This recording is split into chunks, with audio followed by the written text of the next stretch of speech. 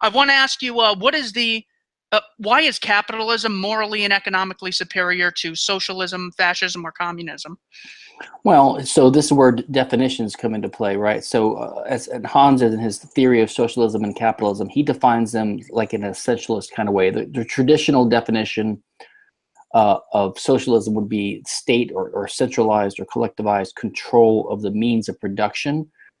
But for a libertarian, means of production is just one type of property, and it doesn't have any distinct significance outside of economics itself. So the essence of what socialism is basically you can view private property rights under capitalism as the private property rights that would obtain if everyone respected each other's bodily integrity and respected the right of someone to control a resource that they either homesteaded themselves or that they got by contract. Okay, so that is pure capitalism.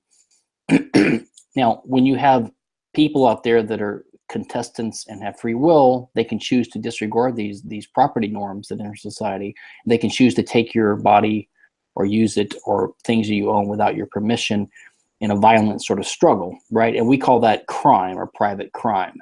Now, when it's done in an institutionalized way, that is by an institution that is seen as legitimate in society and therefore has the ability to do it on a widespread scale, namely the state, then that's what Hans would call socialism. So socialism is simply the institutionalized or widespread or public initiation of force against other people and their property or aggression. So the reason why it's inferior ethically is because it's based upon a set of rules that can never be normatively justified.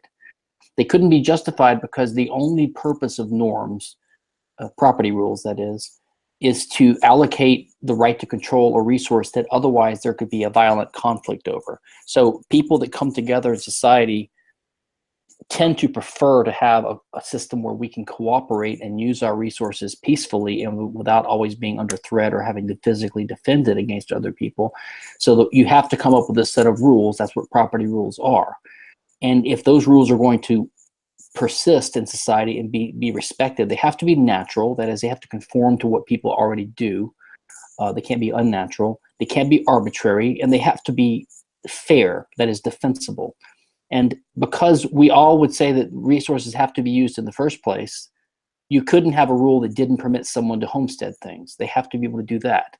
And because every person fighting against another person is in a similar stance, if I say that I have the right to own your body, I'm making a contradiction because I have to claim the right to own my body to be able to be the owner of you. That's why self-ownership comes out of this as the only fair rule. So you have these primitive, pretty fair elementary rules, and those are the only ones that can be defended argumentatively. The socialist rule would always have to be something of the lines of, I can hit you, but you can't hit me. And as Hans calls it in his argumentation ethics, Hans Hoppe, that's a particularistic rule, right? It's not a general one that can be universalizable. Could never be accepted as fair by everyone. So when you go through these things, the only rules that can survive this test of what could be a fair rule, that could be a practical rule, and a rule that could help us live in cooperation and peace together, the only rules that survive are the foundational property rules of capitalism.